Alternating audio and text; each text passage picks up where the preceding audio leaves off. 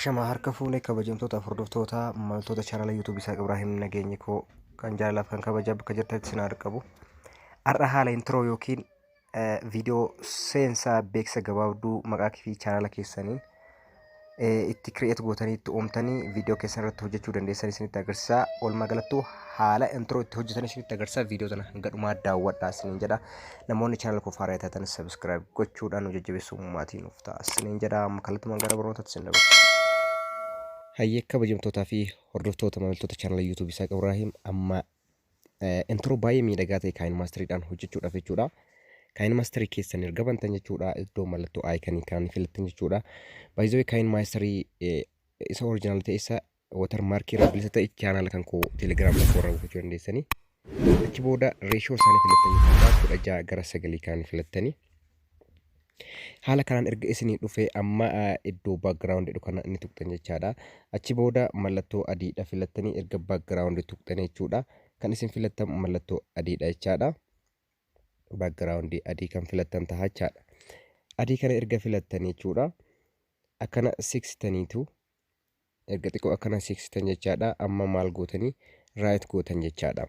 Amma erga haala kana right gootanii iddoo layerii kana dhuftanii jechuudha. Miidiyaa kan jedhu filachuudhaan loogoo chaanala keessanii yookiin kan maqaa keessanii yookiin suuraa barbaadan fudhattanii iddoo kana kaayyattan jechaadha. Amma loogoo kan koo haa filadhuuti. Loogoo chaanala kootiin filadha. Haala kanaan iddoo kananiin kaahaa jechaadha. Sana booda akkana siqfadha jechaadha. Akkana siqsee wal qixxeessa jechaadha. Achi booda right godhee jechuudha. Ammallee iddoo layerii kana dhufuudhaan miidiyaa filadha jechaadha. Miidiyaa erga filadhee background kan tuqaa ammallee isa adii filadha jechaadha. Background kana adii inni filadha. Haala kana xiqqoosi bal'ifadha jechaadha. Haala kanaani erga bal'ifadhee achi booda akkana xiqqoosi akkana siqsaanii isa kana san booda rotate godhaa. Rotate godhee haala kanaan haa kaayuuti. Sana booda amma maal godha jechuudha. Iddoo amma qubaan tuqu kana jechuudha. Iddoo akka mallattoo furtuu kana yeroo tokko ni tuqa. Sana booda akkana siqaati kana ol hiiksa jechaadha. Akkana siqaa isa kana immoo ol ni hiiksaa. Akkana siqaa jechuudha. Suuta suutaan isa kana ol hiiksaa jechaadha. Haala kanaani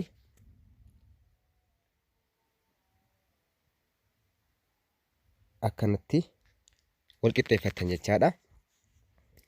Sana booda maal gootanii right gootanii jechuudha. Mee yeroo tokko tabsiiftanii ilaaltanii haala kanaan isinii fida. Ammallee background filattan jechuudha. Iddoo layerii kana dhuftaniituma ammas background dhuma filattan jechaadha. As bira naannoo kana dhuftanii background ni filattanii naannoo kanatti aanu ta'uu qaba jechaadha. Layerii kana tuqxanii ammas background adii filattan jechaadha. Sana booda xiqqoo akkana siqsitanii erga siqsitan booda akkana gasiqtanii crop gootan jechaadha. Crop gootanii walitti xiqqeessitanii haala kanaan xiqqeessitan jechaadha. San booda maal gootanii isa kana right gootan jechaadha. Achi booda isa kana tuqxanii yeroo tokko jechuudha. Akkana gadi deemtanii jechuudha. Blending ka jedhu kana ni tuqxanii. San booda screen ka jedhu filattan jechaadha. Right gootanii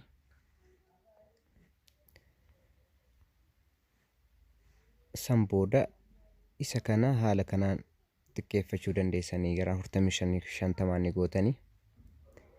San booda isa kana biratti deebitan jechuudha. Isa kana erga tuqxanii kana gadi siqtanii blending kana bira dhuftanii jechuudha.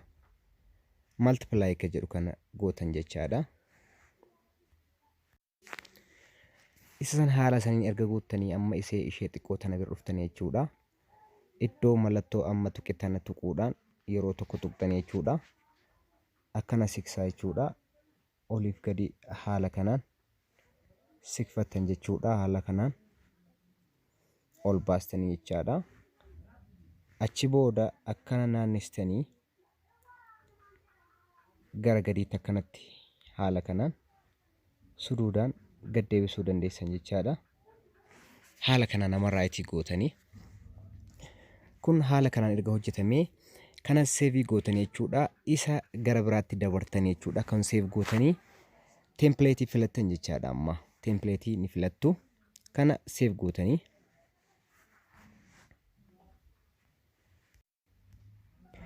amma erga kun save naaf tahee duubatti hin deebi'a jechaadha. Achi booda iddoo mallattoo plus icon kana tuqaa achi booda ni filadha jechaadha.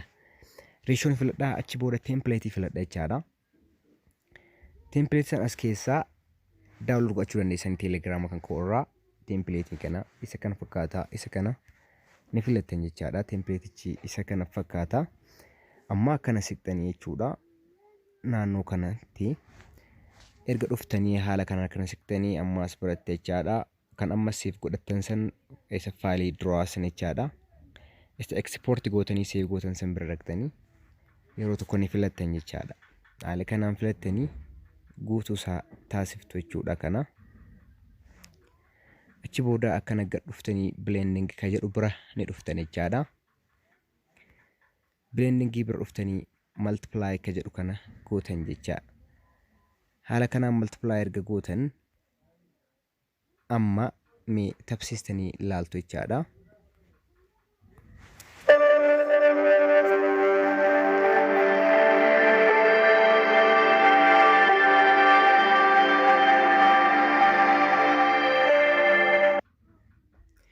Haala kanaan tabsiisuu dandeessanii.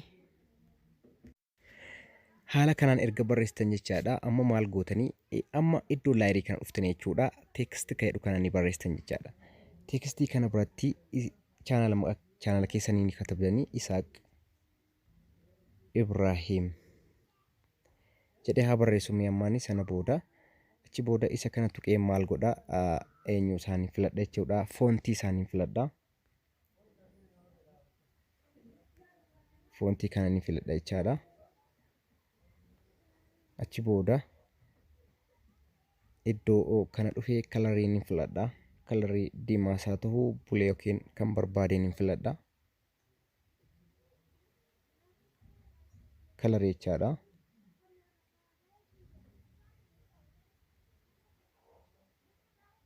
Haala kanaan saayizii isaa yoo barbaadan xiqqeessanii yoo barbaadan ni guddistan jechaadha. Achi booda erga haala kanaan isinii dhufe jechaadha.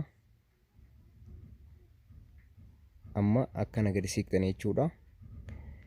In animation ka jedhu kana ni filattanii akkana gadi siqtanii jechaadha.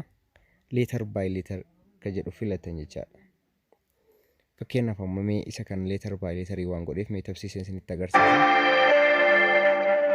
Haala kanaan jechaadha. Guutuu isaa haala kanaan filattanii jechaadha.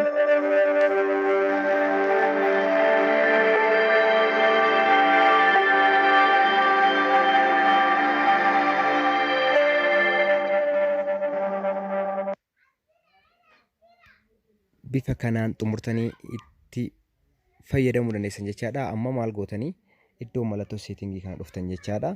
Achi booda viidiyoo ka jedhu kana isa kana on godhattan jechaadha. Isa kana on gootanii right gootan jechaadha. Achi booda save ka jedhu kana tuqxanii gara gaalaarii keessanitti save godhattanii itti fayyadamuu dandeessanii kana fakkaataa xumureen jira. Assalaamu alaykum warahmatullahi wabarakatuh.